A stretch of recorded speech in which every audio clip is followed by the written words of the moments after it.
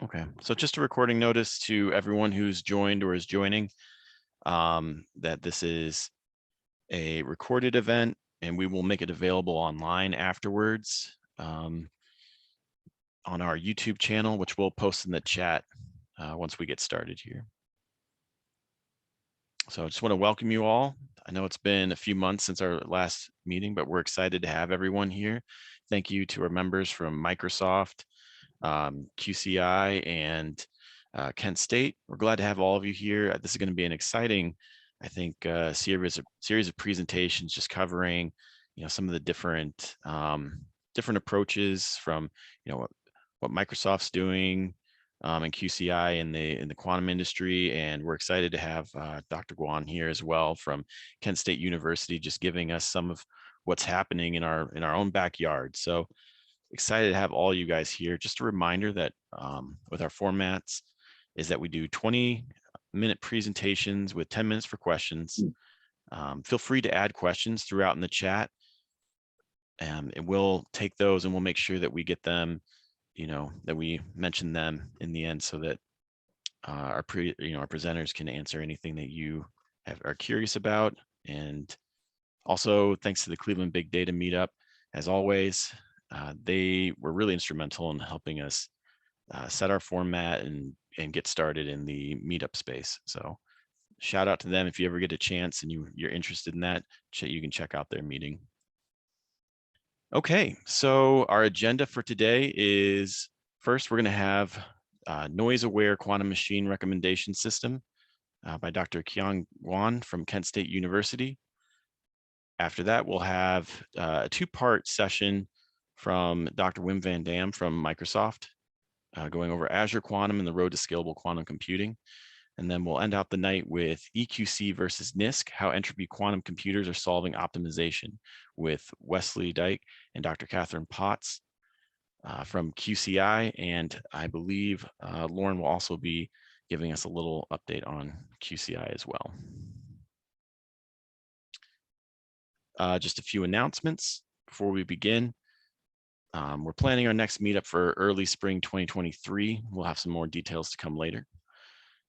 QCi recently announced general commercial availability of their entropy quantum computer, EQC Dirac-1, which has solved the largest known optimization problem on any quantum computer today.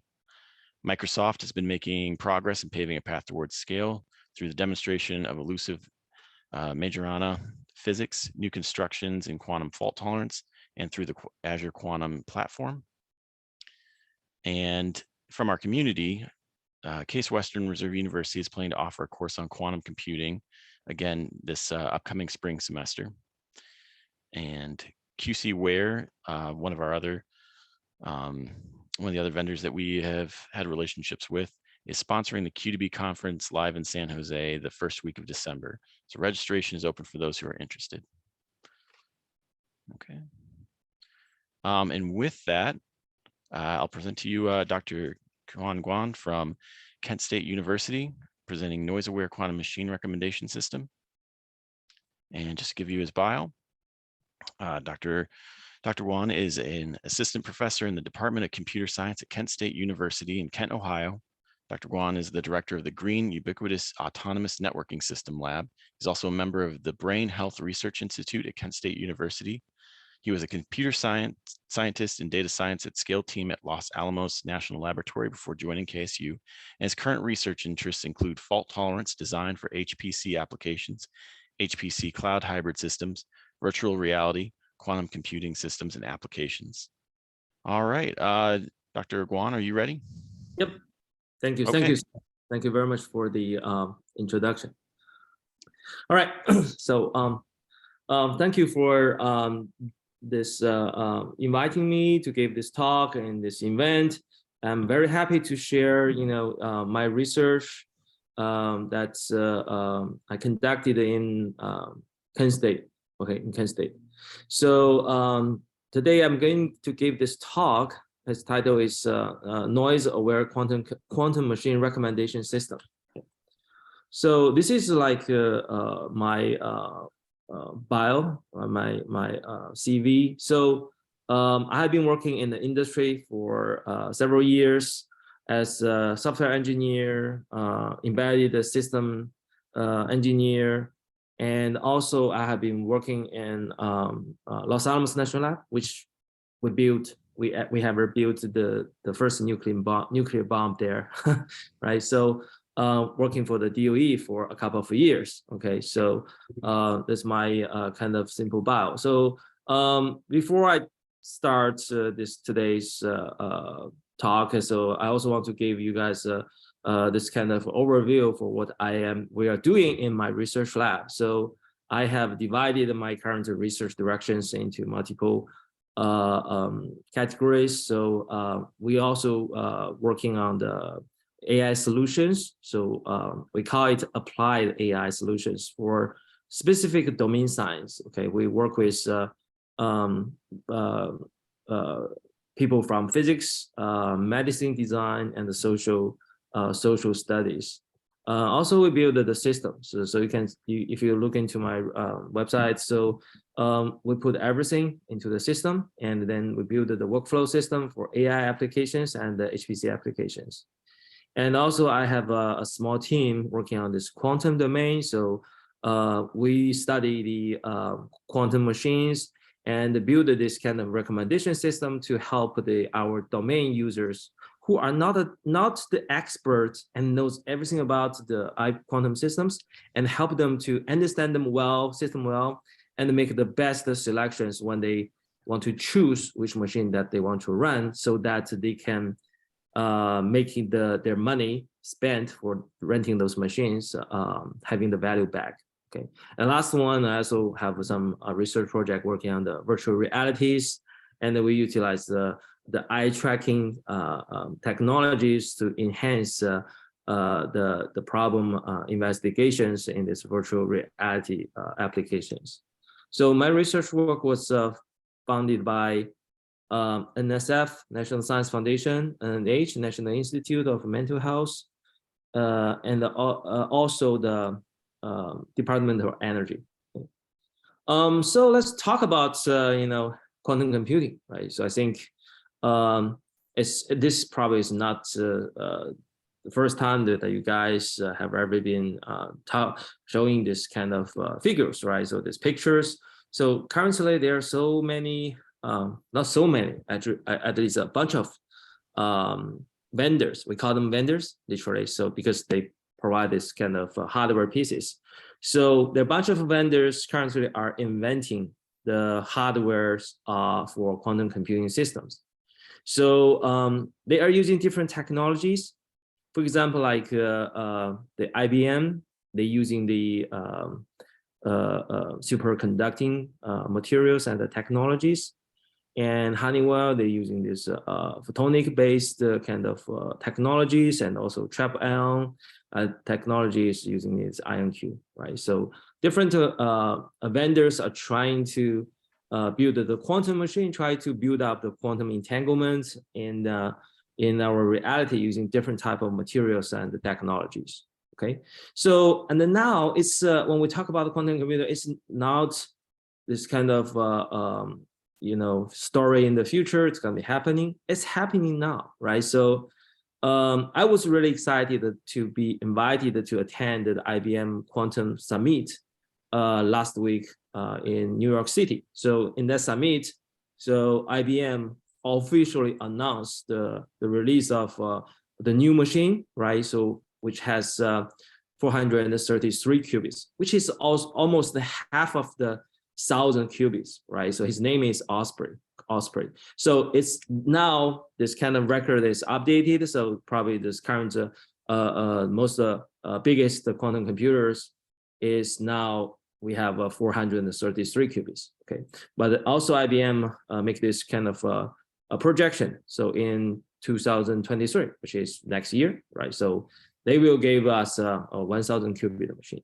Okay, I think based on this current the deliveries from their milestone, I think this is very, very possible, very, very possible. Okay, so this gave us some overview on when people say, hey, how can I use this quantum computers, right? So literally, this is a good question, right? So generally speaking, I gave this kind of dialogue, right? So as a programmer, literally, so first of all, they need to know how to write the quantum code, right? So which is completely different from the classic computing, right? So we're using the C, C++, Java, Python, right? C, C#, all this kind of higher level language, right? So they are using very simple kind of a programming language, which is just trying to describe a circuit, right? We call it a circuit.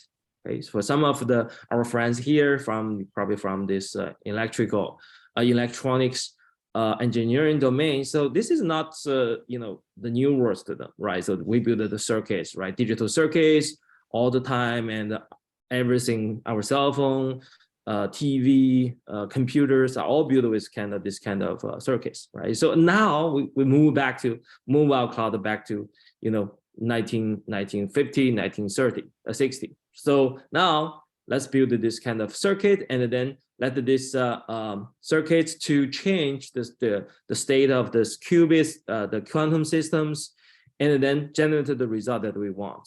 Okay, generate the result. So this is literally, so how this program probably will have to know how to program.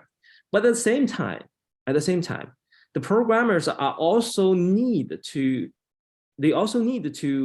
understand the quantum computers, right? So just like when we're using our laptop, desktop, we have to know, oh, is your desktop is from Intel, or from, is your CPU from NVIDIA or AMD, right? So you have to know well about your systems, computer hardware, so that you can make the best use of it, right?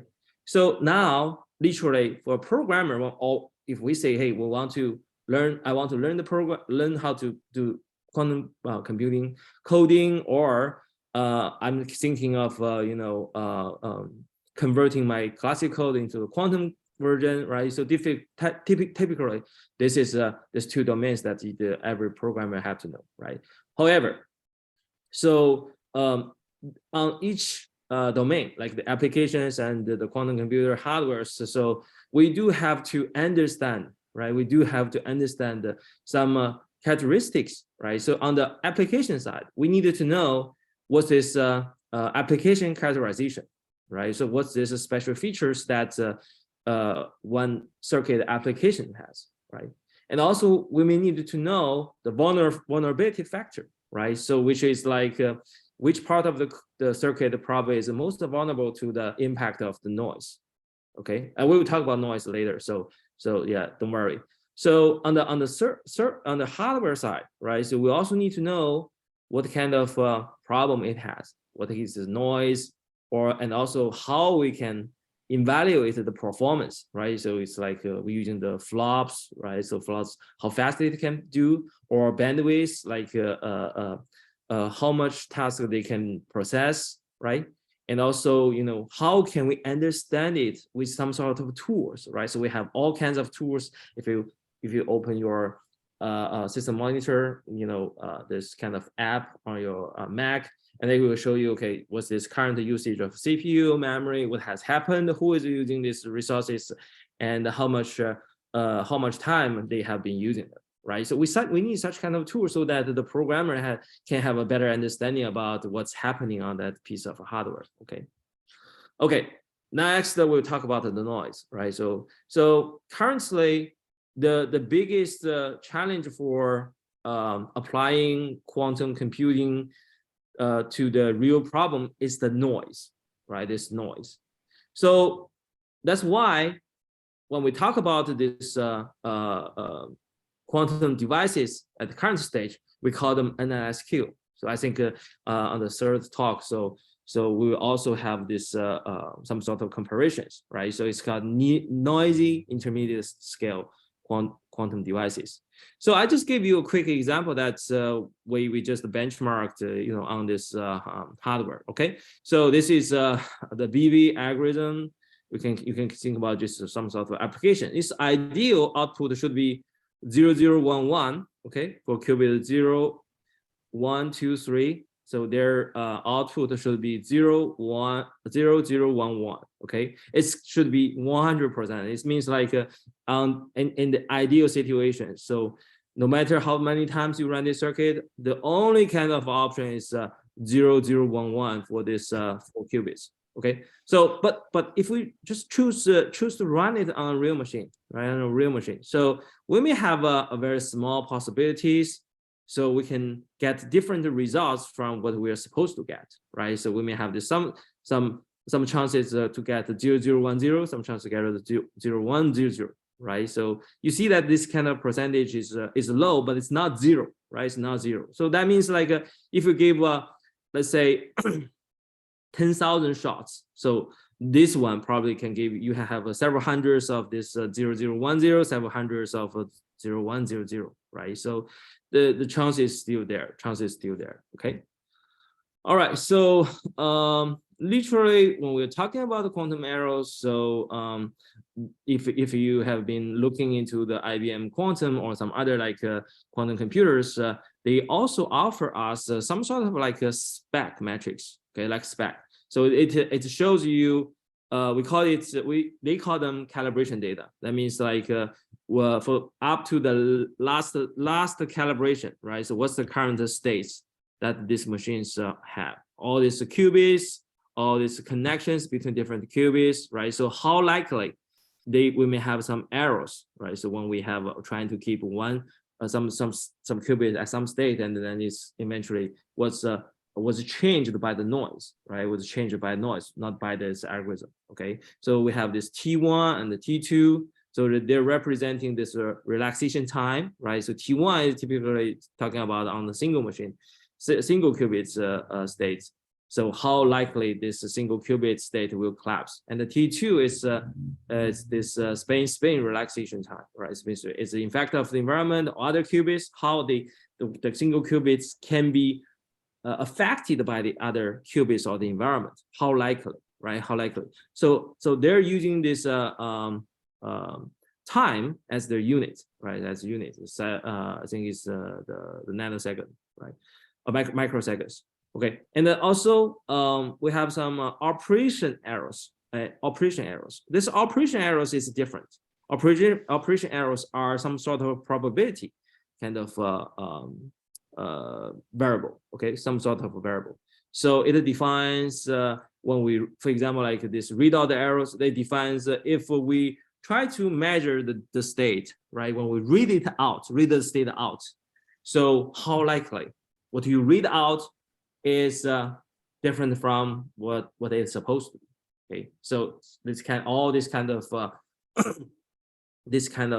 errors, we call them operation errors. Okay, so this kind of errors definitely is impacting the quantum computers use, and in this domain we call the quantum fidelity analysis. Okay, quantum fidelity analysis. So we're trying to see if we can control them, right? If we can control them, or if they are not controlled or out of control, so at least the user, right? The developer should be notified, right? Should be notified. This is just like, okay, we are trying to do some calculations using the calculators on your cell phone, right? We always trust the result they gave you, right? So you can never imagine like the cell phone will tell you, okay, 2 multiplied 2 equals to 2, right? So we always trust them, right? But for using the quantum computing, so we have to be aware that they could be wrong and they could be very wrong, and they are very likely to give you wrong answers, right? So this is always possible, and the user had to be aware that, right? So it's how bad the current situation is, right? Is the noise condition is acceptable, or the noise condition is out of control, right? So based on that, there are multiple methods from the academia trying to categorize the pattern, right? So pattern. So this kind of going up and going down, how often this will happen, right? So in my team, we also have added some data analysis, so data mining and data analysis to try to figure out the characteristics of these quantum computers, right? So we collect some data, some calibration data from the past 3 years, right? So past 3 years. In 2019, we collected 6 days. And in 2021 and 2022, we also collect between these 2 year, we also collect the 60 days of the IBM quantum computers calibration data. And then we're trying to see like has happened, right, for the past these 3 years, and are they building better machine, or are these machines are affected by some sort of aging issue, right? So will they get like a higher errors, right? Recently or something like that. So we're trying to find this kind of pattern so that the user can have a better understanding what's happening, right? What happened. So we're trying to tackle the problem from different category. So processor model with this quantum volume, the qubits numbers, topologies, and the noise state. Okay, so this is the I think this is like the analysis we had done last year. So we haven't yet included this the 127 qubits machine. Okay, but we're trying to understand that the different qubit connection, we call them topology, right? So what's this kind of a topology is it bring up this kind of impact? So for doing that, we categorize the topology into different category. So we call them linear for this kind of straight connected, and the ring-based kind of things give you a circle. Tree is like give you a T shape, and this kind of a mesh, right? Mesh shapes. And then for this kind of topology, so I named them double ring.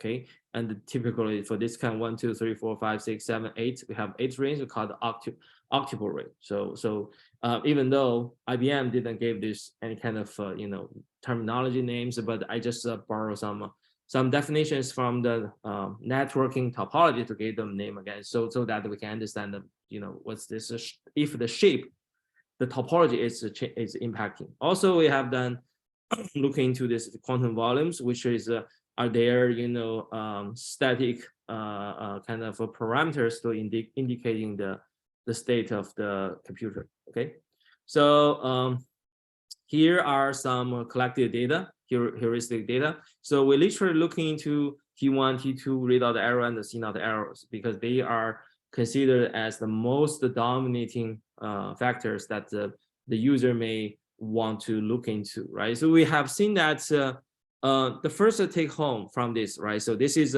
we take the T1 data on different quantum computers, right? This is from Melbourne, Orange, and Vigo. This is from Melbourne, Orange, and Vigo. This is for T1, this is for T2. And we can see that, right? And also this different each individual curve indicates the T1 calibrated data of a qubit, right? Of a qubit. Melbourne has 16, so you can have this like 16 lines here, right? It's a little messy, but at least from here you can see that. So, and also the x-axis is the days, right? The days index. So every day we collect one sample of this calibration data, right? So you can see that every day the performance of each individual qubits in regarding the T1 is different, right? So if we just check out some snapshot to see like day 20, right? Some of the qubits are really doing good job, and some of the qubits are doing bad job. Okay, and if you look into each individual circle, and you can see that as the time move forward, and their performance is also changing dramatically, right? Someday they will be really good. So next day they will be very bad, right? But we also see like some of the qubits are performing very stably worse, horrible, right? Stably horrible. Okay, so something like this curve, right? So indicating this qubit is doing not good, is being not good for 60 days. Okay, 6 days, right? So you can see similar kind of thing we have observed on T2 as well. So what's this take home for this one? So we're asking these questions because this is dominating the performance, right? This is dominating the performance. First thing, when you look into this calibration data, so you may ask this question: which quantum computer should I choose to run my job, right? So that the impact of the noise will be minimized, right? So definitely, for this one, for Melbourne, so this the T1 calibration data is like the microsecond between around 80 to 20. But this one, you can see the average is almost like 100 and above. So literally orange is in general being better than the Melbourne, right? Being Hey, better. Dr. Guan, we have Yes. about a minute left from Oh, sorry. your official time, so I just want to give you that heads up. Okay. Yeah. So I just want to give you some just some observations we have. Also did something on the cross the process type. And this is we're trying to figure out if they have the aging effect. The answer is yes, right? So, sorry. The answer is no, but they are doing better in this control system. So, which means that for the same machines, 2 years ago, 2019, so they are not very stable, something up and forth, and then the C naught error rate is super high comparing to this 2021. So we don't have too many bumpers, peak and troughs, and then their C naught error rate is very low. It's very low, much lower than this 2 years ago. So the machine is same machine, but their software system, the control system, is updated and being well. Okay. So and then I think this is the thing that I really want to share with you guys. So this one, based on these observations that we found that so IBM is not providing this kind of information to give you like, okay, you should go use A rather than B, right? So many options, you just go there and choose whatever you want, right? So in the future, you will pay for whatever you choose, decision you choose. But we see that, right? So every single computers is performing differently on different days. Today, Melbourne is doing better than everybody, but tomorrow, right? So Orange will be the best one that you should choose. Okay, so we are trying to bring up this kind of questions to the user and then help them to make this selection. So this is our observation. I will just skip and moving to the, oh yeah, this is what you will get from IBM Q. So this is the thing that, I kind of just to try to yield to IBM is like, this is interface. This interface is not giving any useful information for the user, for them to choose which computer that quantum computer that they should choose to use, right? So, and then in most of the case, you choose one that may probably not performing well today, and then you waste your money by just outputting a bunch of junks. Okay, so this is the dashboard interface that we designed. We call it the vaccine, right? So this is done during the pandemic, and then we try to say like, okay, this is give you some give some positive energies. Okay, so you can see that in this dashboard, you can see on the left. So this is the hardware status. Okay, and on the very right side, this is a control board. So the control board can control what's the granularities of the data that you want to see, right? So every day or every week, right? So Monday or every Monday or every Saturday, right? You can choose that and how long you want to see, like, okay, for the past 2 weeks, what happened, or 1 month, what happened. And then you can see like a readout arrow T1, T2 to select which will be representing as the dot, right? Because the readout arrow T1, T2 are the properties of the single qubits. So if we choose one, this is readout arrows. So all these qubits will be these dots will be representing the error rate, readout error. So readout the error rate. So the blue one means performance is better, right? The red one means that the performance is worse, much worse. And by diving into this kind of visualization, and you can simply get some idea, right? Every day, at least in regarding the readout errors, which machine is doing much better, right? Or having this equivalent of kind of performance, okay? And there's another special thing called the C naught error rate, right? C naught error rate is typically linked to this topology, right? So we are bringing up this kind of design. So using this kind of bridging kind of connections, right? Connections to indicating this is the C naught error rate, C naught between Q0 and Q2, right? But how we indicating the value, right? The value of the error rate. So here we give up to the, yeah. Sorry, Dr. Guan. I just know we're starting to run out of time in our question. I'm going to go ahead and open up questions because I know we have a few in the chat. And originally we were going to have 10 minutes for questions. I gave you a little bit extra time to finish up some of that there. So I think we'll take 5 minutes for questions. Yeah. And if I know you didn't quite get to go through everything here, so is there a good contact if somebody wants to follow up with you on that? So I have this one, so I can. This one. Yeah, and if you want, you can post that in the chat as well. Yeah. Whatever email or in that link, if you want to post that in the chat, then people can they can access that. Yeah, this one. And be able to reach out to you. Vaccine.github.io. So you can go get into the demo system here, okay, and you can just play with it, right? So the data is not we're not linking to the IBM backend, so we just grab some data and build a little database, and then they have these functions, how to show them, right? So all these functions, right, you can play with it like playground. So it sounds like, I guess just to clarify for our audience, it sounds like the work that your group did was to analyze, which computers are more likely to have better fidelity on a given day. Okay. Yeah. So that's like we do this recommendation to the users. Yeah. Okay. Awesome. I've got a few questions in the chat, and like I said, given our time, I'm gonna keep this a little bit more brief.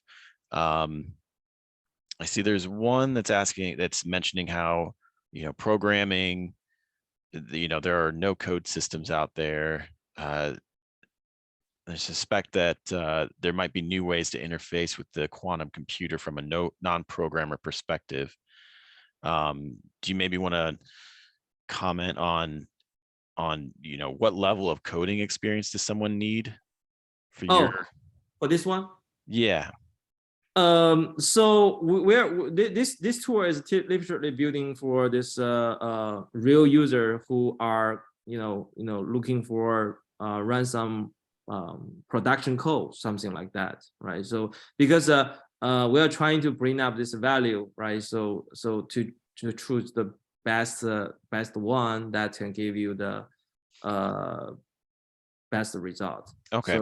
So this is something where you don't really need to have you don't need to I guess, is this something that you would need coding experience to work with this UI?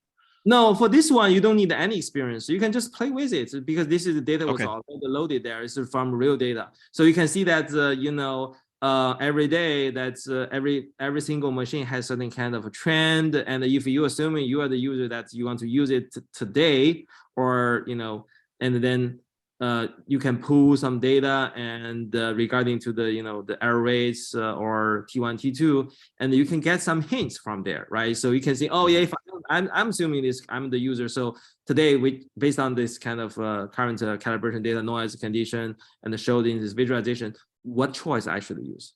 Okay.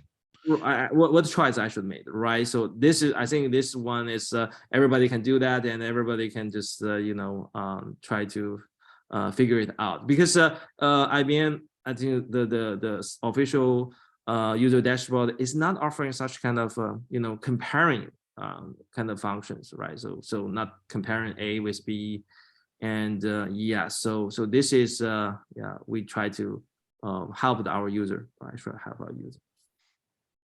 Okay. On that note, we're at 6:40. I know that there was a mention that I think the double ring is also referred to as heavy hex. Yeah, there's a link. There's a link in the chat for those who want to check that out further. Yeah, thank you, Bora. Yeah, no problem, Professor. Yeah, sure.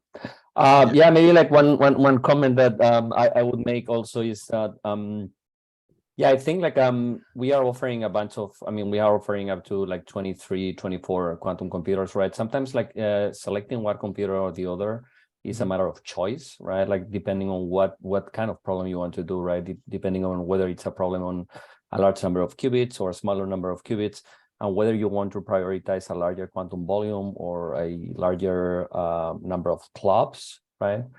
Like based on the performance that you want to prioritize number of qubits, quantum volume, or circuit layers operation per second, right? It's a little bit of choice of the user which quantum computers they want to use. We provide, as you know, like the calibration data, right? We calibrate our systems once a day, and you can find like the T1, T2 times, single qubit error, CNOT gate, 2 qubit error, right? A real error in the, as you said, in the dashboard. But yeah, I'm happy to chat with you more offline about how to help you awesome. use the data. That'd be great. Okay, given the time frame, I'm going to go ahead and turn it over to our guest from Microsoft. All right, so Dr. Wim van Dam from Microsoft is going to be giving a two-part session. And if we're running out of time, Dr. van Dam, we can cut down that that break in between with the questions. We can cut that down to 5 minutes if we need to. So Dr. van Dam is going to go over Azure Quantum. Dr. Wim van Dam is a principal researcher at Quantum Systems Group at Microsoft. His research focuses on quantum computation and quantum communication.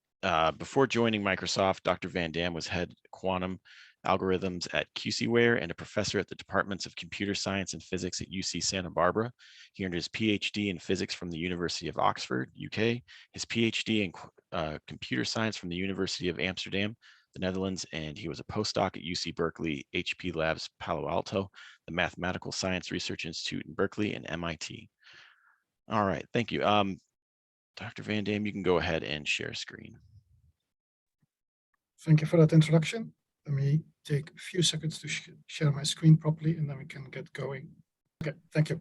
Okay, so yes, thank you for that introduction. Like was being said, I am a member of the Microsoft Azure Quantum team, and we're working hard to make quantum computing a reality.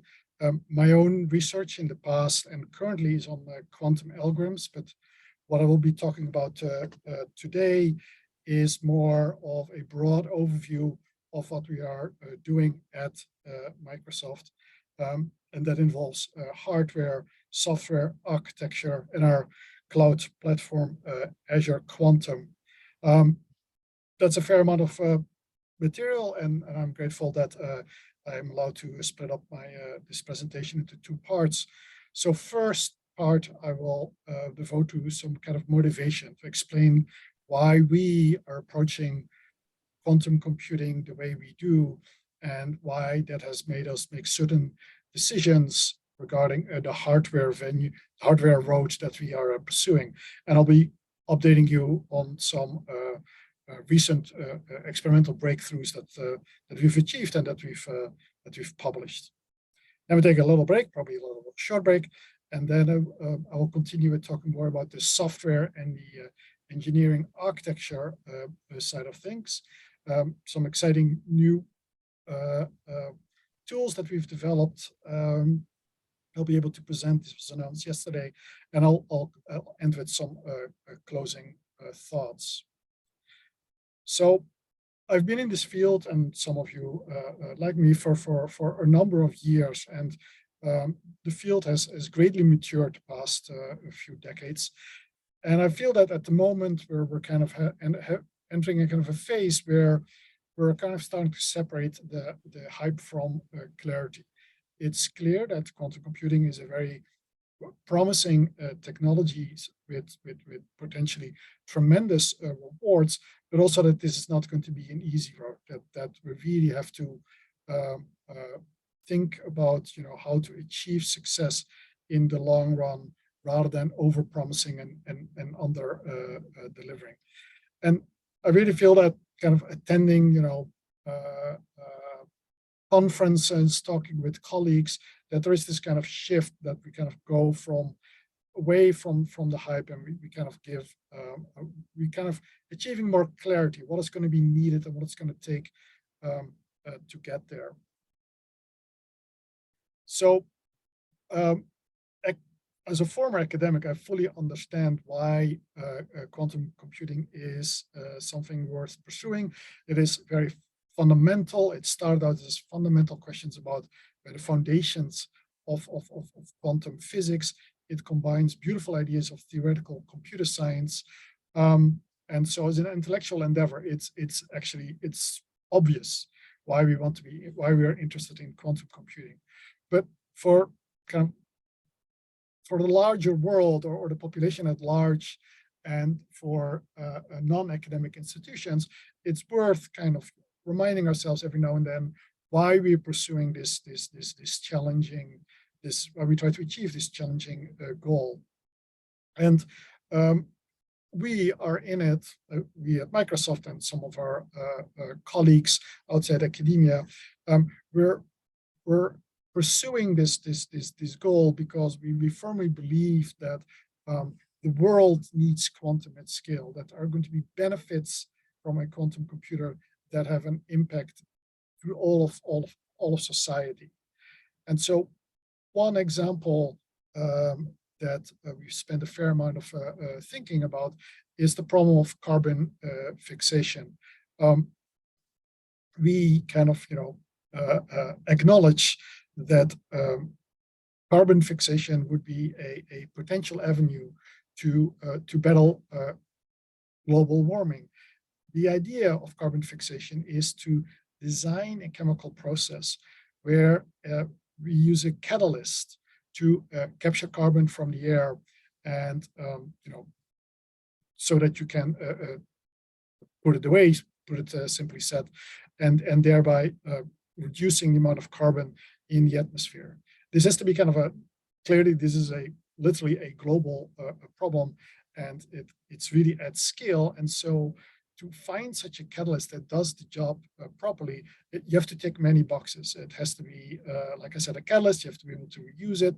It should not be too expensive. It should work fast enough. There should be no,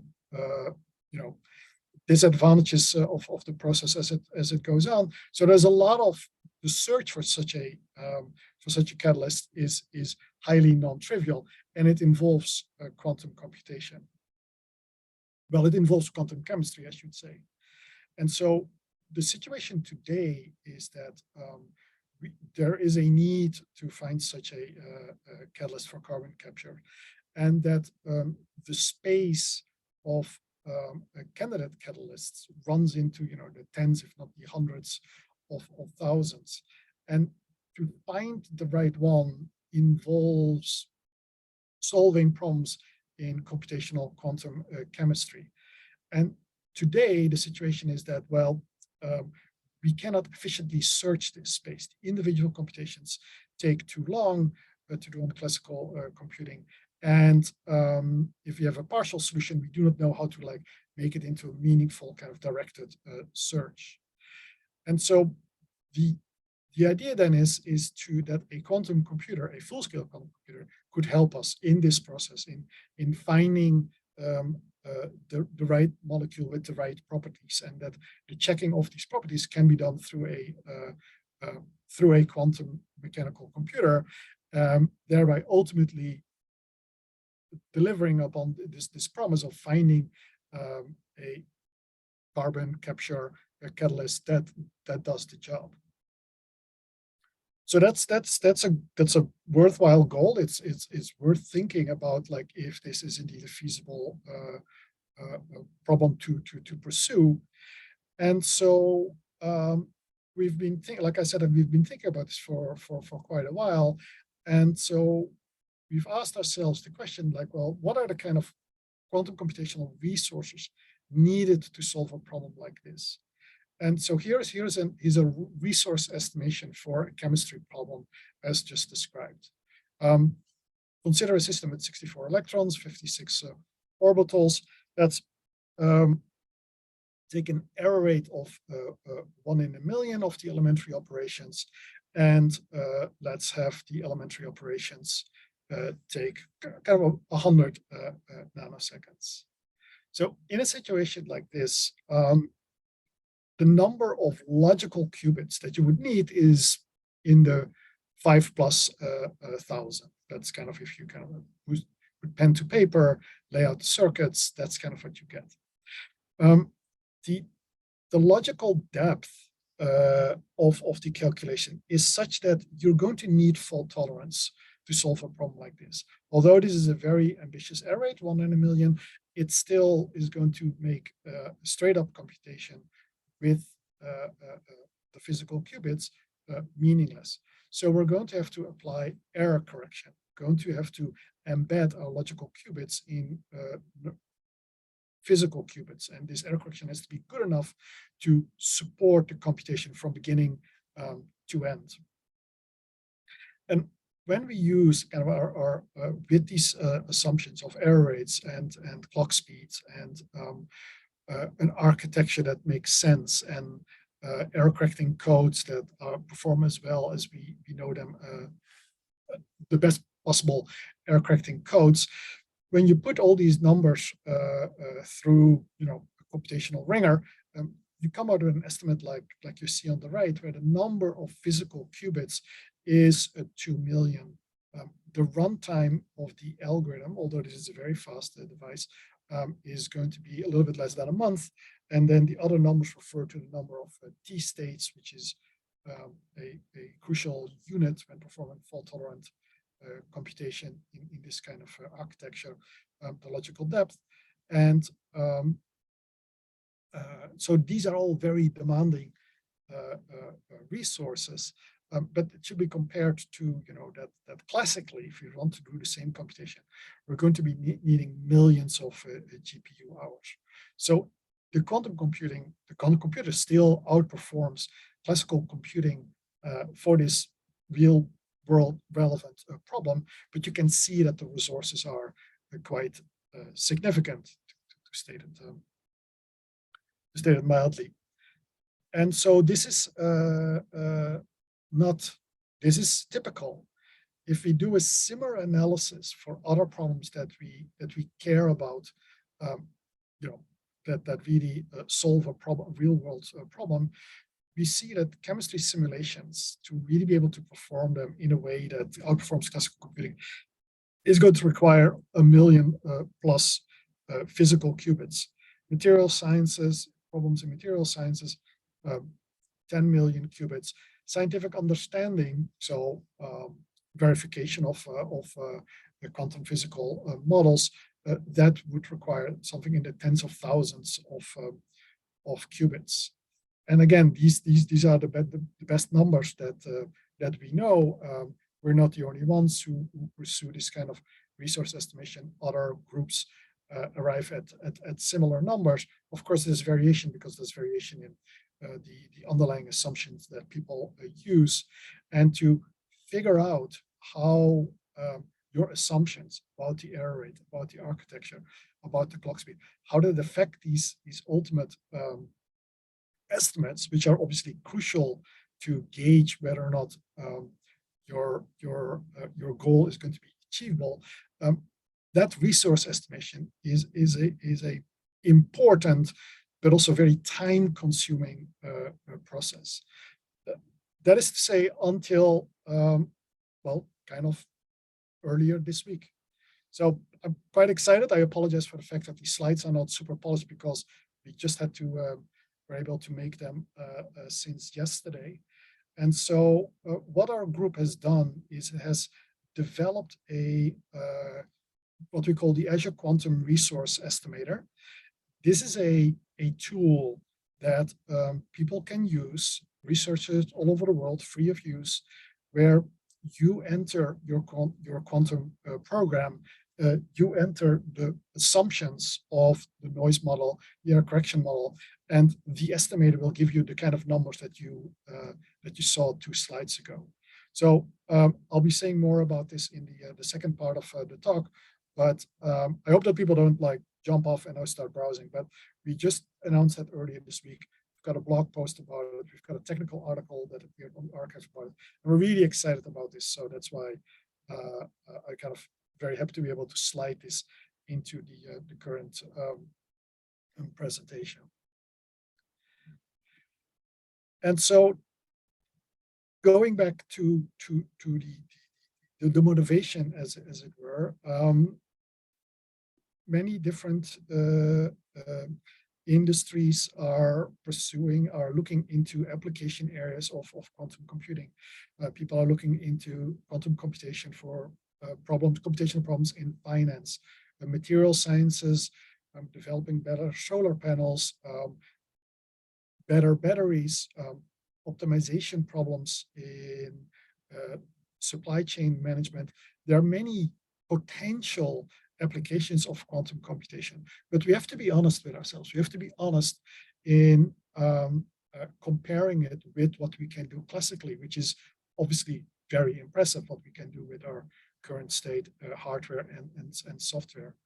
And so we're encourage everybody who is thinking of developing quantum algorithms for these different application areas to really do the math, to really develop, a proper understanding of the resources needed, and to figure out what kind of is the threshold for a quantum computer to outperform classical computation for your specific problem.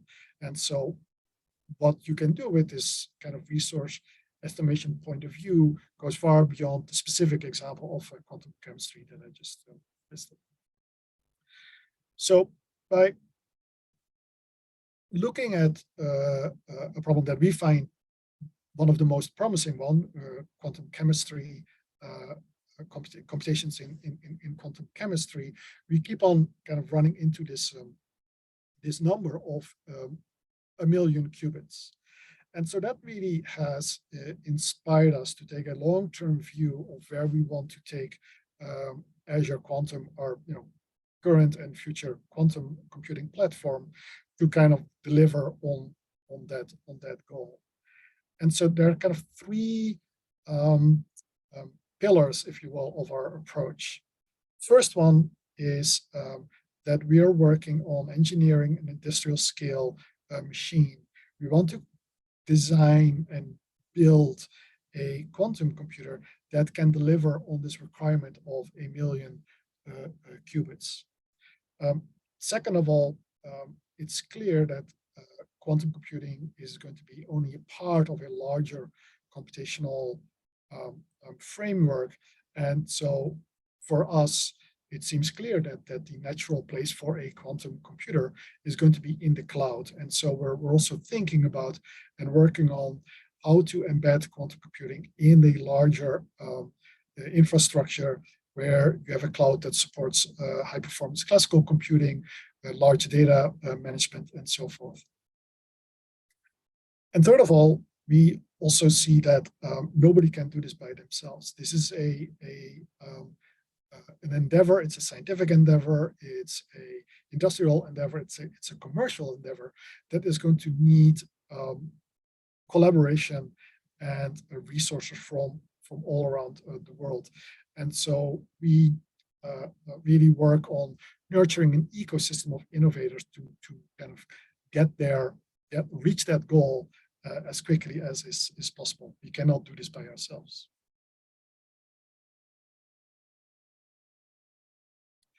So let me first say, and then we can end the first part, say a little bit more about our hardware approach, topological quantum computing. It would be no surprise is that our approach is different from some of the other approaches that are out there. And let me explain why we take the approach that we do. So it all starts with this need to build a device of 1 million physical qubits. So for that to make sense from a physical perspective, if you want your quantum computer to fit in a room and not take up the size of a whole building, it kind of follows quite directly that your individual physical qubits cannot be too big. Otherwise, 1 million, the multiplier of 1 million, just kind of gets you out of the room. And so what we're aiming for are physical qubits that are tens of microns, that kind of have a size unit of like tens of microns, i.e., 1/100th of a millimeter. That to us makes sense. Second of all, we want our qubits and elementary operations to be fast enough. When you look at the current state classical hardware, you'll see clock speeds that are going to be very hard to compete with with a quantum mechanical device. And if your quantum clock speed is not high enough, there is just, you cannot outrun classical computation, and then it becomes, well, interesting, not commercially viable. And so for that reason, we're looking at clock speeds of the elementary operations, be it unitaries or in our case measurements, that can be done in less than a microsecond. So 10 to the minus 6 seconds, that's what we want for elementary operations. And then third of all, we want, with such large numbers of qubits comes also a large number of operations, and we want these operations to be reliable. We want to be able to perform operations in parallel. And so there, what we're aiming for is that if you're operating kind of in parallel, quasi-parallel on 1 million plus qubits, that your error rate is like in one in 1,000 of these operations. And so these are kind of the criteria that we kind of agreed upon, that whatever we pursue, it must tick those 3 boxes. And that has led us to pursue the goal, the idea and the goal of topological quantum computing. This is an idea that has been around for, I think, 20 years by now. But it's important to realize that this idea has evolved. It's not the same idea that was 20 years ago. And so not only has there been progress in pursuing topological quantum computing from kind of a research or theory point of view, but more importantly, we also have achieved experimental progress, actually something that we like to think of as a recent breakthrough that we published. And so what we presented last spring and last summer in publication, that is, I'll say a little bit more about in a few slides, is an experimental verification of the notion of a topological superconducting phase. And so I'm not going to talk too much about the physics for various reasons, but the core idea is that what you've got here is what we call a 3T device. It has 3 T junctions, and what's in the middle here is a nanowire, and the quantum mechanical state on this nanowire, what it does, it represents, or it embeds a quasi particle, a Majorana, and that this topological phase has an energy gap from the other states of the system, and this energy gap will kind of inherently protect the quantum state from noise. This was predicted to exist, and what our experimental group did this last year is to experimentally create and verify that yes, we can indeed create a Majorana quasi-particle on the nanowire with all the right properties. And so this result is not fully yet a quantum bit. In a way, you could call this half a quantum bit, because if you combine 2 of those systems, then you get an effectively 2-dimensional quantum system with the right properties that we want to have. So it is the first it's the first breakthrough of what will be hopefully several breakthroughs towards topological quantum computing. It's something that we've been pursuing for a long time. I'm very happy to report that we've got this. Now, hey, yes, hey, Dr. Van Dam, would this be a good time to take the 5-minute questions as a breakthrough, or did you have anything else you wanted to? Let me enter this slide. I can make that work. Yes. Okay. So for those of you who are into want to know more about this, like I said, there's an archive article available. There's also the lead scientist of our group, Chetan Nayak, has there's an extensive presentation about this on YouTube, and also later this week, we will be making publicly available the data of verification of this topological phase. So that's the various avenues where you can learn more about this approach to topological quantum information and the current state of the art in experimentally making this work. And yeah, I'll be happy to kind of take questions here for the first part. Okay, thanks. Okay, I think we had one. I saw one in the chat that was just asking if there was a reference paper for the resource estimation count. Yes, there is. I'll get to that in the second half. But yes, if Okay. you go to the archive, it showed up Monday evening. Awesome. Okay. I don't see any other questions in the chat. There are some links in there. I'll open it up. Does anybody have any questions in the audience? Yes. Is there any kind of timeline, sort of analogous to maybe IBM's roadmap, about when Microsoft expects to be able to make qubits out of these Mariana modes, and when they'll have like a functioning system? Or is it still no, too much in the research? Yes. This is a common question. It's a valid question, but this has been kind of discussed up and down in our team, and we find that the kind of work that we're doing here really has to be measured in next steps and breakthroughs and the roadmap, but we cannot put a time on that. So no, we're maybe that's frustrating for people on our team. It's actually quite affirming that we don't have a timeline that goes with this. Okay.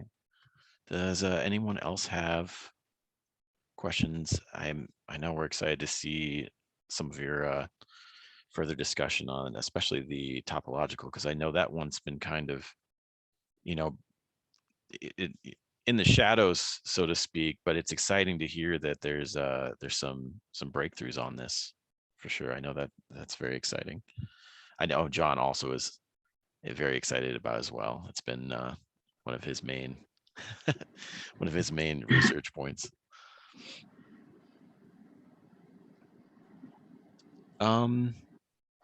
If no one has any questions at this point, I think we'll just, to keep on track, I think I'll go ahead and let you start your next part of the presentation.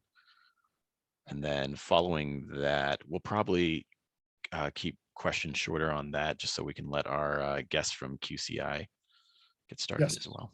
Yes, I mean, I appreciate that. Okay, so let me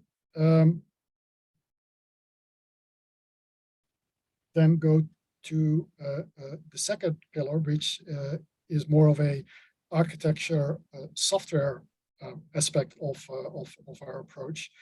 And that is that we really are working already actively towards making quantum computing part of the cloud, which in our case is, of course, Azure.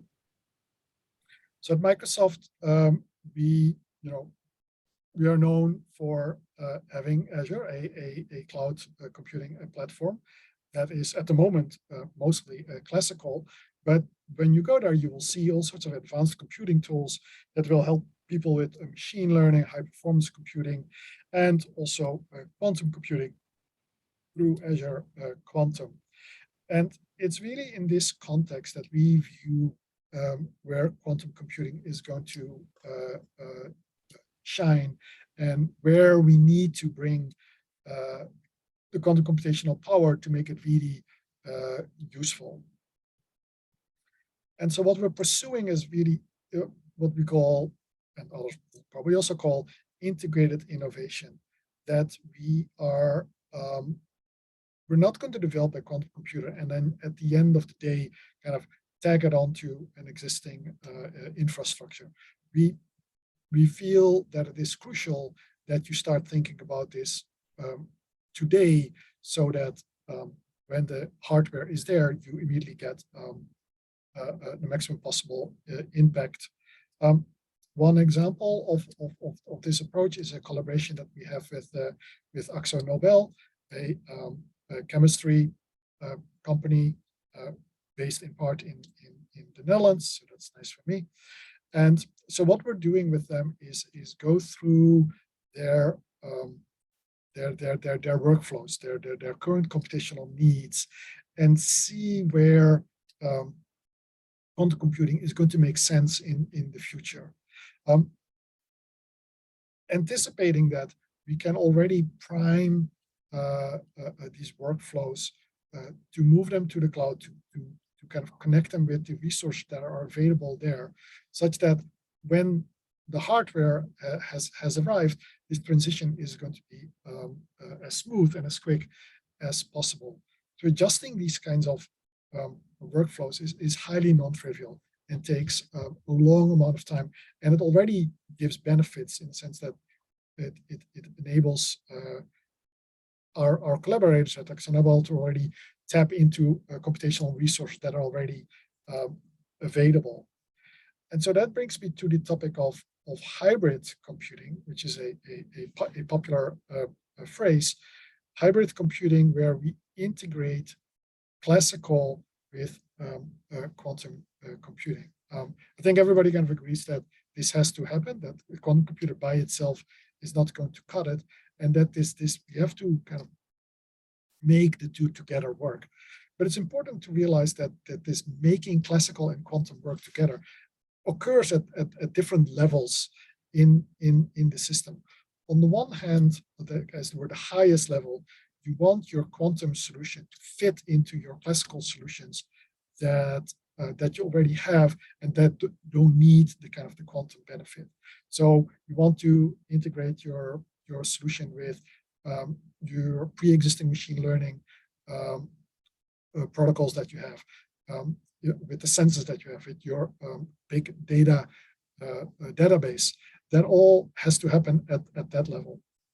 Then within the computation, one kind of level below, you're going to have a classical computation and you're going to have a quantum computation. And these, have to be kind of working together in sync in the best possible way. And then within the pure quantum computation, you will still see classical control and classical side processes for error correction. And there too, you want to have a quantum and classical collaboration going on, an integration that gives us the greatest benefit.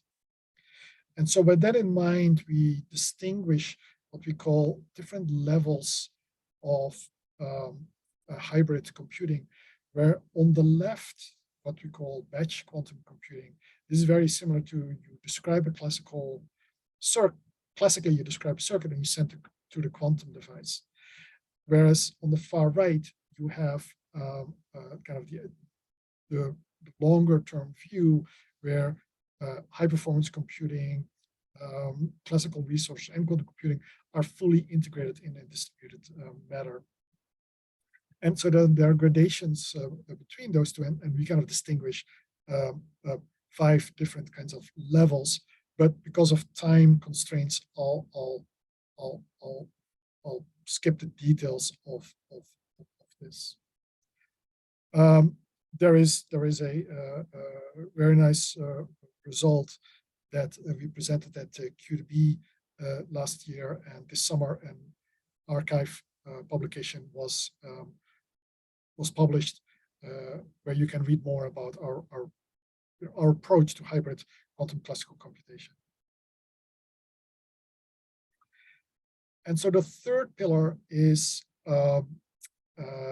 nurturing an ecosystem of innovators, meaning that we want to, get as many people involved as possible in pursuing this our goal of quantum computing at scale. We have great collaborations with several colleagues. Here are some of the more famous ones. We support the hardware of IonQ, Continuum, Rigetti on our Azure Quantum platform at the moment. We have other collaborations going on involving annealers and so forth and so on. And so we try to kind of like cast a wider net as we kind of pursue our goals. But this poses an interesting problem, which kind of can be represented as follows: that if we want to support different languages, be it Sharp, OpenChasm, or Orchestra, and we also want to support different hardware platforms, be it simulators or some of the other platforms that are available on Azure Quantum, then the number of combinations at the top has to be multiplied with the number of combinations at the bottom to describe how many connections you have to kind of like design and maintain. And this is unsustainable. You cannot have this richness at those two layers and then support every possible connection. Now, this problem is familiar for those of you in classical computing, and what people use in classical computing is an intermediate representation that establishes a common language in between those two levels that reduces the complexity of the problem at hand greatly. You make it from a multiplicative complexity to additive complexity. And so with QIR, we, together with our partners, are pursuing the same goal, the same idea, to establish a representation which gives us a kind of a common assembly-like language that both the higher level languages and the lower level quantum accelerators can speak to, and thereby, clearly greatly enhancing the ability to support these different languages and to support these different quantum accelerators. This idea can only succeed if everybody's kind of pursuing it the same goal, and this is known as the QIR Alliance. And I apologize for the older slide. NVIDIA should be on the slide too. And the QIR Alliance is a joint effort to develop a forward-looking quantum intermediate representation with the goal to enable full interoperability in the quantum ecosystem and reduce developmental effort from all parties. And so let me then kind of come to the excitement of this week, where we see QIR kind of at work and really kind of going back to what I started out with, namely the resource estimation for computational problems that we care about.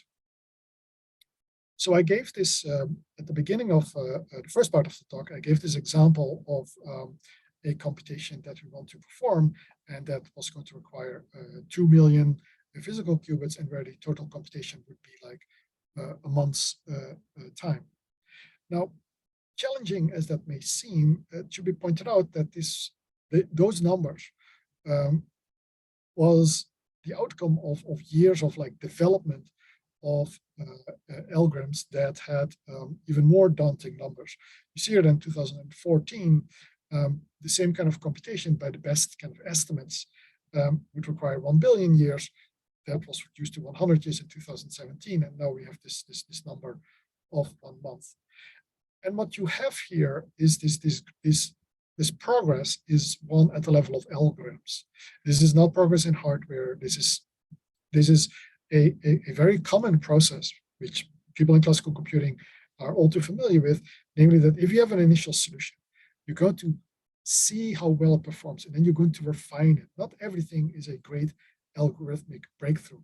They're just improvements in how to better deal with instabilities, better way of representing your data.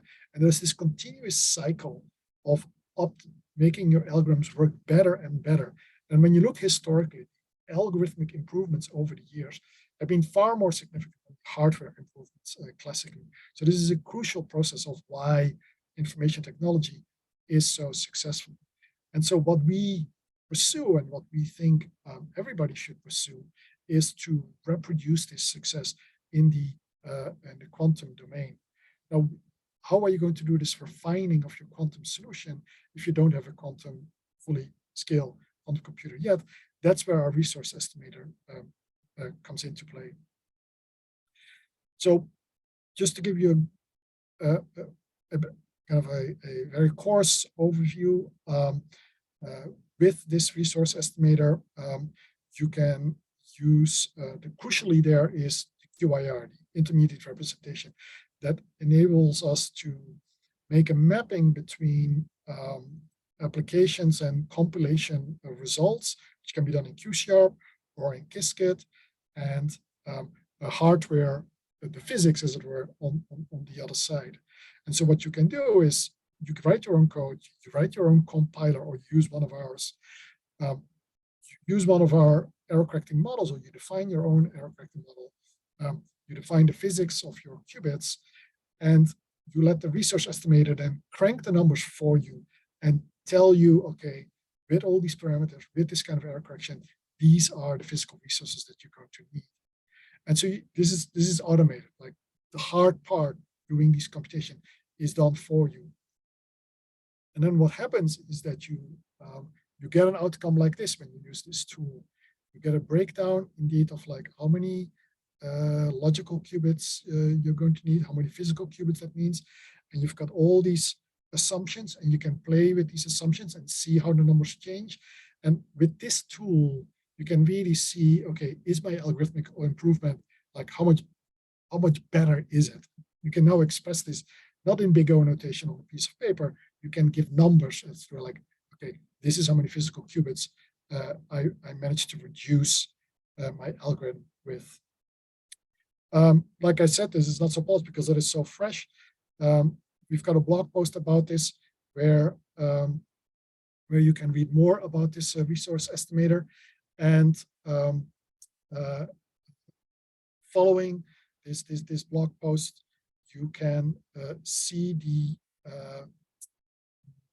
how you can sign up for Azure Quantum. And once you do that, you can go to our sample galleries of resource estimation. So you can go online and run some of these examples by yourself. These are just notebooks, Python notebooks, and really you can start playing around with what we've already kind of laid out there, and clearly encourage you to develop your own algorithms, to develop your own analysis of the resources needed. So that kind of concludes this presentation. We are very proud to have many collaborators along industries, government labs, and universities. And I will end by, again, inviting you to check out the tools that we're developing by signing up for free at Azure Quantum. You can, especially a good deal if you are a student, and to join us in this work. Thank you so much for that. That's fascinating, especially, yeah, the resource estimator. I think it seems like a very good intermediary for, I know even like at some of the companies that we work at, just, having a way to get an idea of, okay, what kind of problems might we be able to solve? Might these fit? So a few things, let's see. I know at the end of your last presentation, you mentioned there was a YouTube, I think a YouTube link to the team member that you had mentioned. Would you be able to put that in the chat? I think you don't have to do that right now. But hey, Wim, is that just our general link to the YouTube content for video? Yes, it should be. It's associated with a. The easiest way to get there is through the page of Chetan Nayak. Ah, got it. Okay, I did post a link to the YouTube content already. Okay. So Thanks. Okay, awesome. And then I got a question in the chat from Harold. What about quantum code compilers from language to hardware devices and optimizers like classic compilers? I guess where do you see that fitting in with the? I think it was the intermediary tool that you were discussing. Yes. So this is already something that when we think about you know, the whole stack of going from a, you know, a high level quantum algorithm to execute it on hardware, you have got indeed compilers clearly playing an important role there. You can wonder, like, well, you know, is that you know, crucial? Well, of course it's crucial, but like, is that where the pain point is, or is it because all our problems will go away if we just use the kind of error correction, and you know, that's the problem. So I guess what I'm trying to say is that as you see, if you go from this purely logical description of your algorithm, and you kind of follow it through this reduction using QIR, where you compile it into QIR, and on the other side of QIR, there's kind of another compilation going on towards the hardware. You can kind of see how the resources kind of like grow or not grow. And our first kind of like indications that we have is that the problem of like properly compiling things, like really fine-tuning your compilers and improving them, is going to be crucial. I think, and I mean, I'm not alone with this, that there's a lot to be gained by getting better compilers, which is exciting for computer scientists, right? Because typically, so when I look like 10 years ago, we think of quantum algorithms as like, you know, you design the quantum algorithm, you know, on pen and paper as described in, you know, the standards or literature, and that's where, you know, that's where progress happens, and that's true. But there's now also other progress to, you know, that is waiting to be discovered at the level of compiling. So yes, quantum compiling, definitely, it's something extremely relevant, is increasingly our insight. Okay. I don't see any other questions in the chat. Does anybody else have something that they wanted to ask about? See, yeah, so maybe I have a question for Bim. Bim, thank you so much for the nice talks. I am not a software expert, so maybe you can help me understand the difference between the quantum intermediate representation and some low-level assembly languages like OpenQASM3. I'm not sure what the difference between OpenQASM3 and a QIR is. Let me say, I'm also not a software engineer. I thought I was one until I started working at Microsoft. Then I met some real software engineers. Okay. So as I understand it, there are subtleties involved with what is being what QIR and OpenQASM, what they can support and cannot support. And so ultimately, it is kind of an amount of choices that you make, kind of like how high or low level it sits. So I think it's there, that's where the differences lie. But I mean, I think it's fair to say that they have a fair amount of similarities also. We're trying to, in the Alliance, we're trying to kind of like create the greatest, you know, possible kind of like support for this intermediate representation. So that's kind of another aspect of it where there's potentially differences. Okay, but so Bim, I think are you talking about OpenQASM or OpenQASM3? I mean, you probably know that there's like this new version of Open, because I agree with what you said, right? I think OpenQASM was quite limited in the number of instruction set that it could execute, right? It was limited to operations and quantum gate, so to speak. But the new OpenQASM3, I think, allows you to flag what parts of a quantum program belongs to the quantum computer and what parts belongs to the classical one. No, I was thinking of OpenQASM3. Yes. Okay, got it. Thank you. If we don't have any other questions, I did post the links from this slide in there. So if you want to check out Azure Quantum, or set up the workspace, or create your own Azure account, I have those links available in the chat. And these are great deals too. So thanks, Austin. And also I did post the link to the Chaitan's NIACS chat into the blog as well. So that we both have videos and that. Awesome. Thank you so much, Buzz.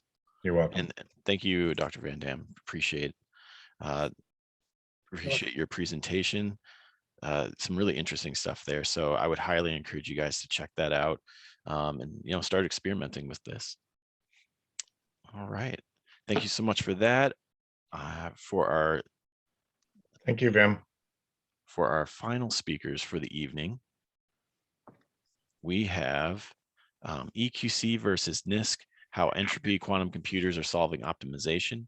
And our speakers will be Wesley Dyke, I believe, Catherine Potts, and Lauren St. John from Quantum Computing Incorporated.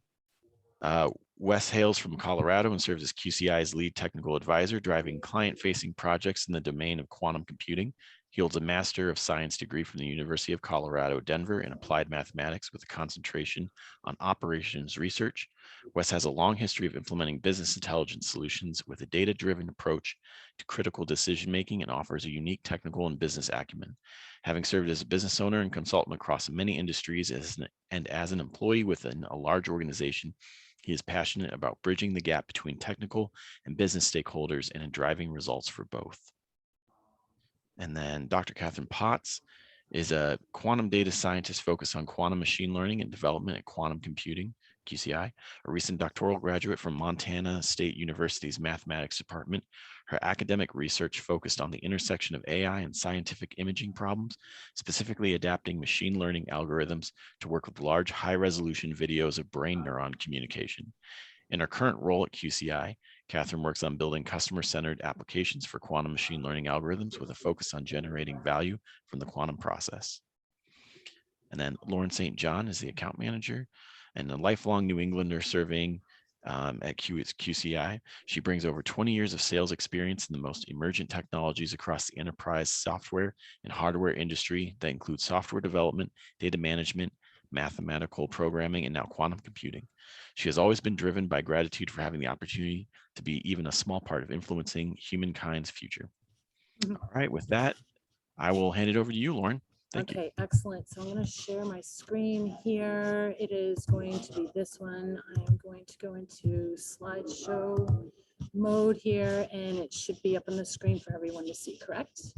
Yep, we can see it. Excellent. Let me minimize all this other stuff here so that I can see just the slides. Okay, so first of all, thanks to our hosts. We really appreciate you, opening up this forum for all of us. It's a pleasure to be here. I really appreciate the attendees as well. I want to encourage everyone to ask questions.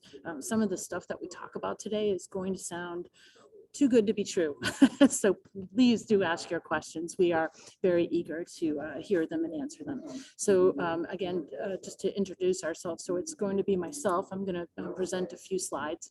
And then, and of course, if anyone is interested in accessing our entropy quantum computer after this presentation, please email me directly at the address that you see on the screen. Wes is going to present a couple of slides on a BMW use case problem, and I'm going to then play a recorded demo that he recorded for us highlighting a wind farm application, a wind farm use case, a wind farm placement.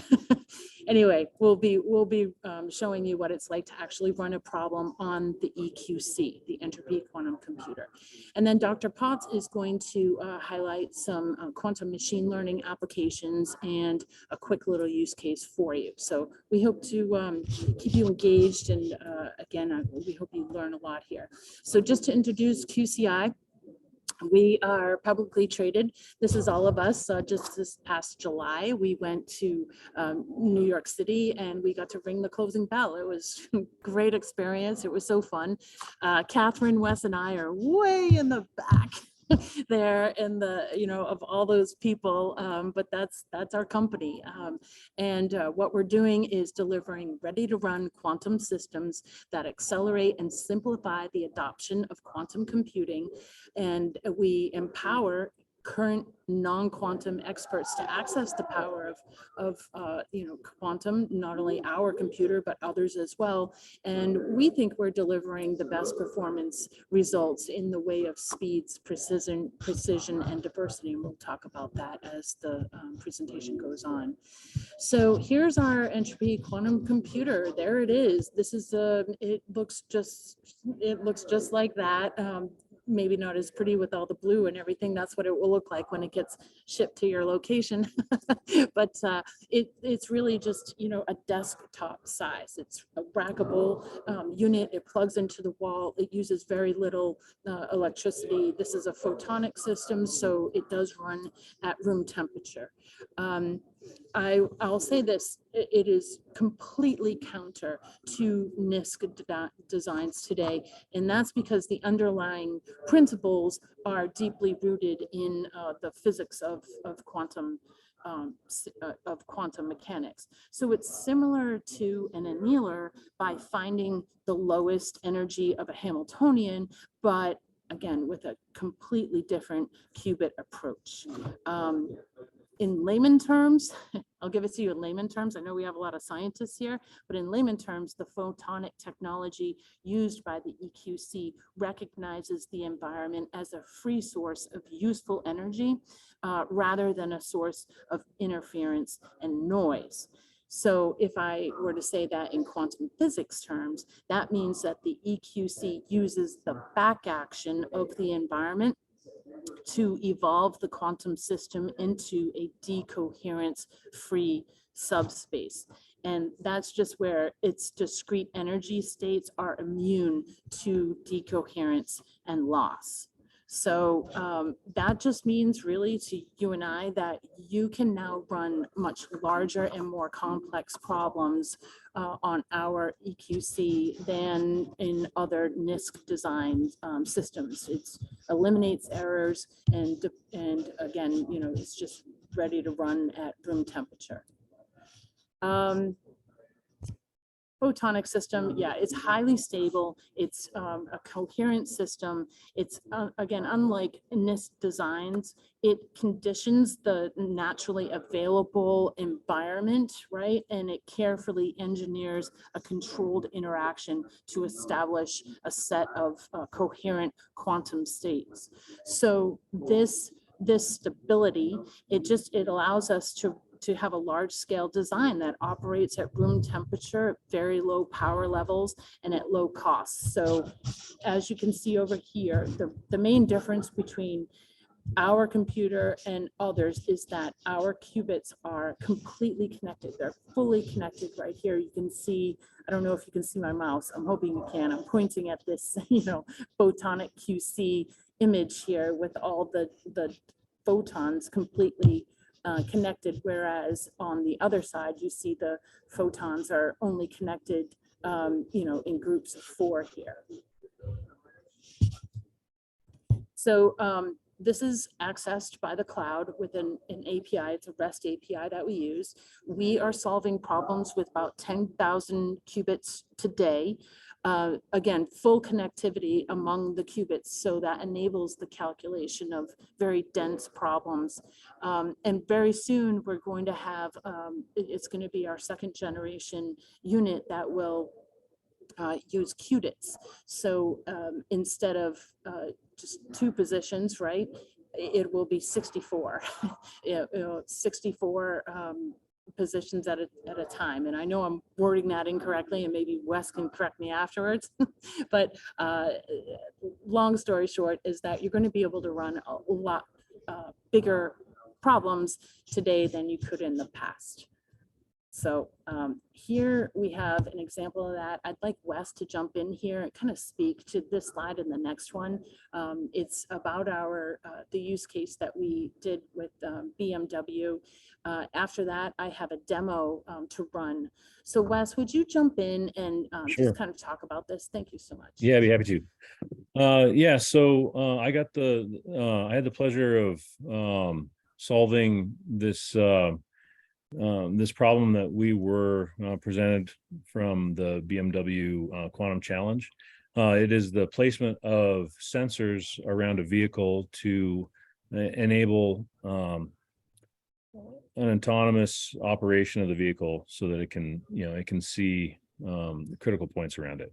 And the data that we were provided was, rules about where sensors were placed and what they're capable of. And we were also given the critical regions. So 109,000 points around the vehicle. You can see there the teal color that represents critical region, and that those points need to be covered by a sensor, or at a certain level we need to have coverage. So the way we formulated the problem was we chose 500 out of those 109,000 to represent the entire area. We chose 1,350 different sensor placement options, and given the mixed integer formulation, we needed to encode some slack variables into 2004 binary encoded variables. That gives us 3,854 binary variables, and we took that cubo and formulated in Hamiltonian, and then sent it to our EQC to create the solution that you see here on the screen, which is represented with the purple. That's the field of view of the sensors placed on the vehicle. You can kind of see at the center of that circle, that's where the vehicle is at. For scale, this is about 250 meters long and 100 to 150 meters wide.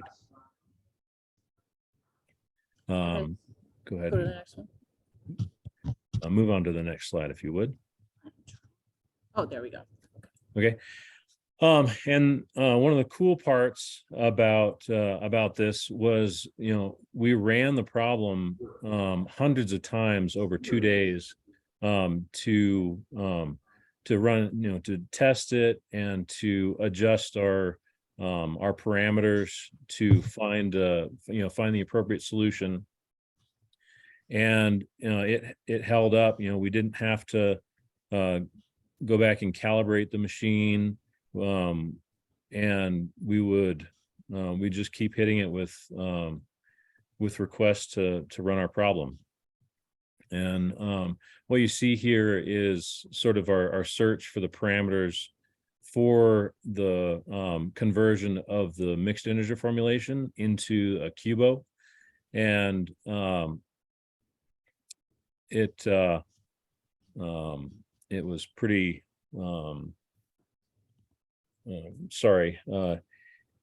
it was pretty straightforward on how we went about it. Mhm. We used an educated guess to give us the right parameters, and then just test it around that. Excellent. Thank you so much. I'm going to go on to the demo. And so I guess I have to stop share just for a second in order to switch the screen, Austin. So bear with me.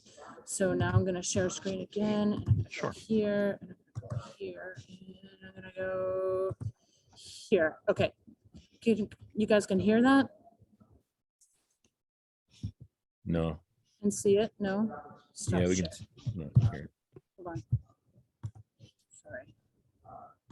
Stop. All right. So I've pressed play. Am I sharing? Do you guys see the green screen, if you will? No. Okay. Sorry. Hold on. We're seeing you. Share screen. Here we go. This one right here. Tell me if you can hear the voice.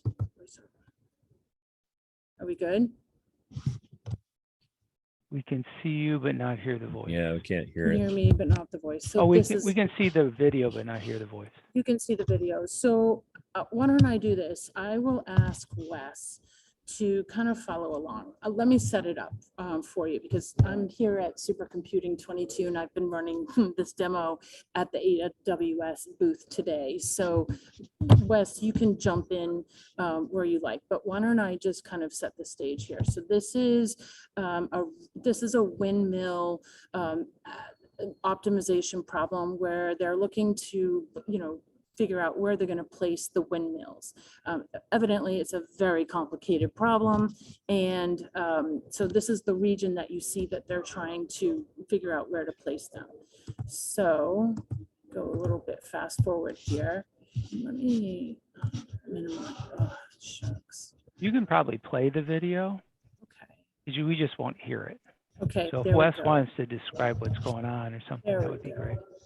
Go ahead, Wes. Okay, so what I'm doing here is I'm just running the problem, and you see it, the model-1.csv. That's just a Hamiltonian encoded in CSV format. The size of the problem is highlighted there with the number of elements. It's 5.4 million, and it's a fully dense or almost fully dense matrix. It's still has 504 or 5.4 million elements that are non-zero.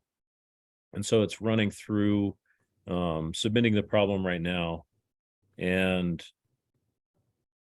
in a moment, we'll take a look at the script and see how that, how this is all running. So it runs pretty quick too. Here it is. Yeah. And so here we have a script, and import some stuff. We have a helper module that manages the connection to the computer, and then load the CSV and analyze it like you saw in the printout.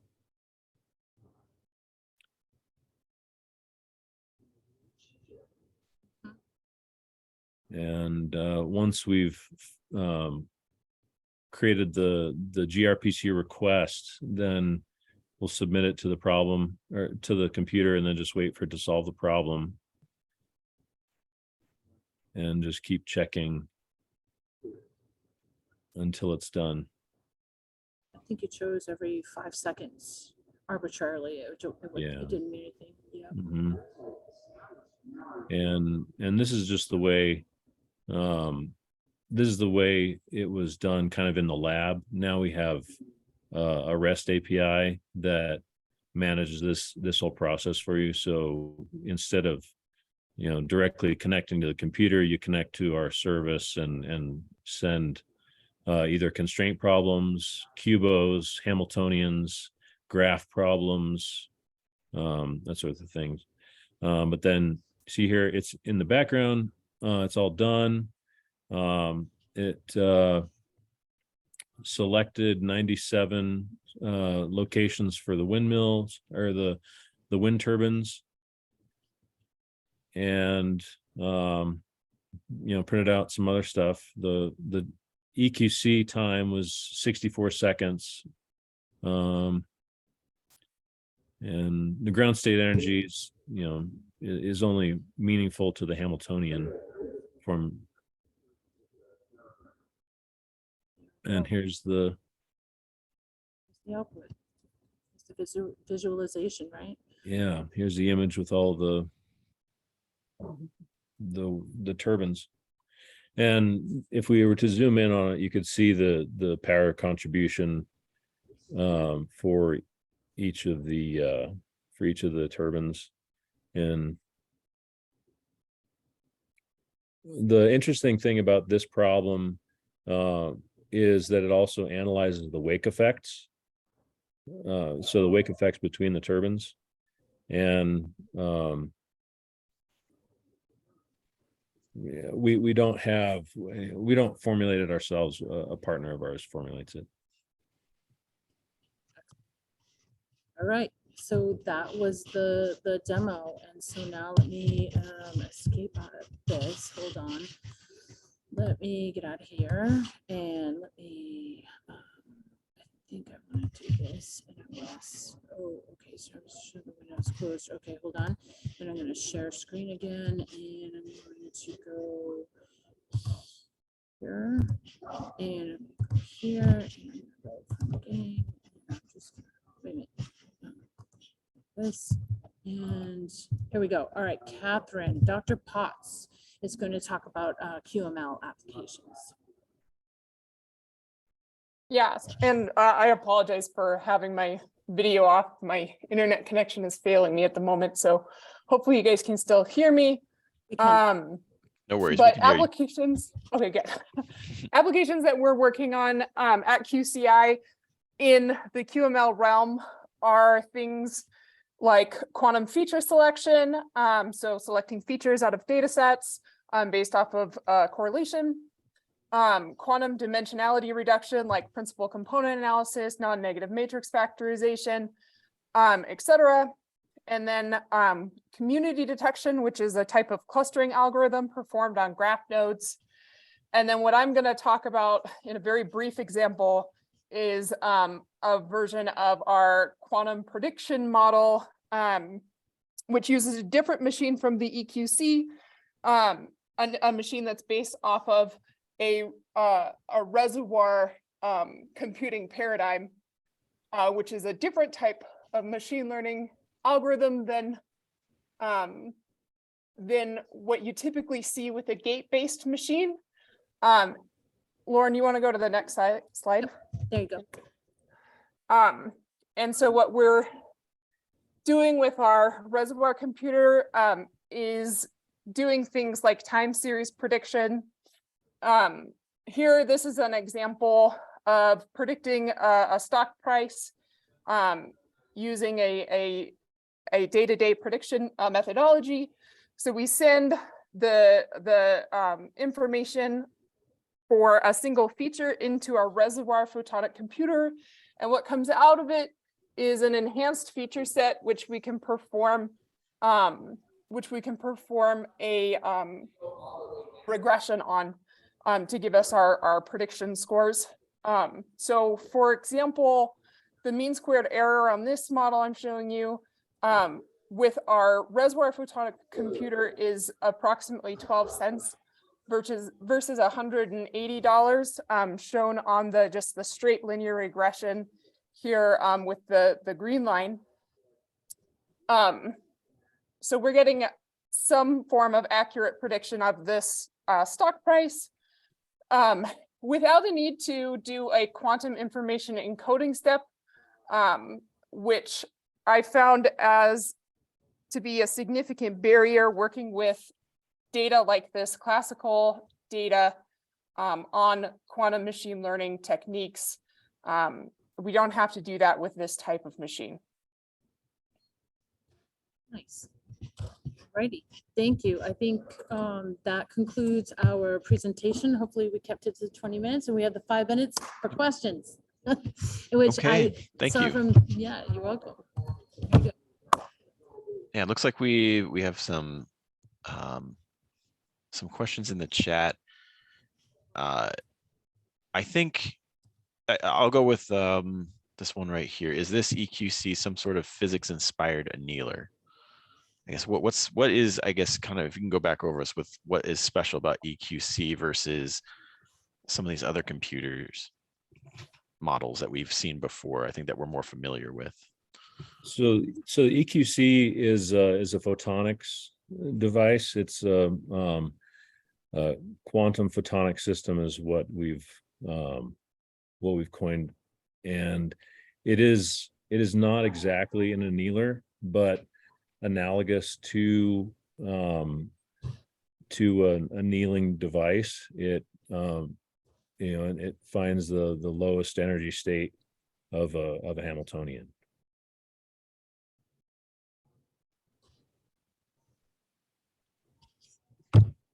Okay. I guess what John, it looks like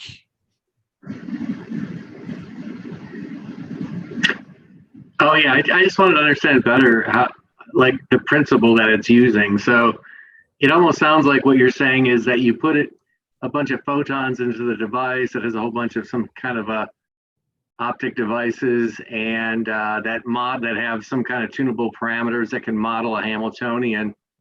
And then when you, is it, so just tell me if this is sort of how it works, but you basically put a bunch of photons in there and it's at some higher energy state and you're using the noise of the system to sort of let it settle into its lowest energy state. Is that how it works?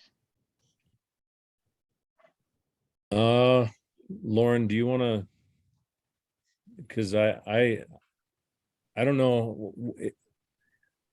I don't know if I should say,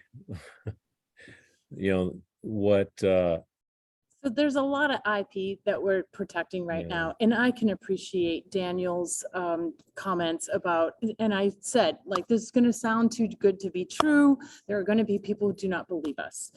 You know what? The proof is in the pudding. Bring us your problems. Let's solve them on this computer, and then you can tell us. A couple things actually, because I know these are some.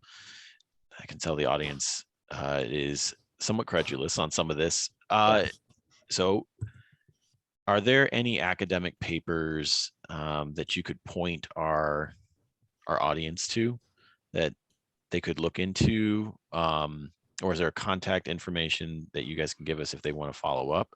Here's what I would say. I would encourage anyone who's truly interested in this and who truly wants to use quantum computing to contact us. I will set up a call with our CTO, and under NDA, we can give you the nuts and the bolts of how this works. And as much as we're willing to give you under NDA. It's not magic, it is real.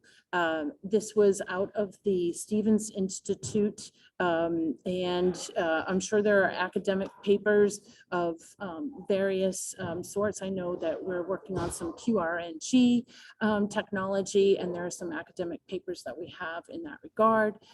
But when it comes to proving it to you, we can prove it to you in real life, not with a paper. So please come to us. We will formulate a problem for you, with you. We'll run it on the computer. We can do a small, pilot, POC, however it is that you'd like to see it done. I know that if you're looking to solve real business problems, then that's what we're looking to do. So, I promise you it's not magic. It is real. All right. On that note, it is 8 o'clock, so I'm going to go ahead and finish up. In conclusion, we do have, we will be, this has been recorded, so we'll be posting this on YouTube. Thank you so much to our presenters. You all have given us a lot of interesting, a lot of interesting content to look over and maybe look into further. And I just want to thank you all for joining us this evening. Thank you to the audience for joining as well. Thank you for your questions. And I appreciate that. And we'll follow up on the Meetup group. We'll post out the links and we'll reach out to each of you, each of the presenters, and give you guys a copy of the recording as well. Like I said, it'll be posted on our YouTube channel. So on that note, thank you so much. And yeah, have a great evening. Thank you. Have a good evening, everyone. Yep. Thanks.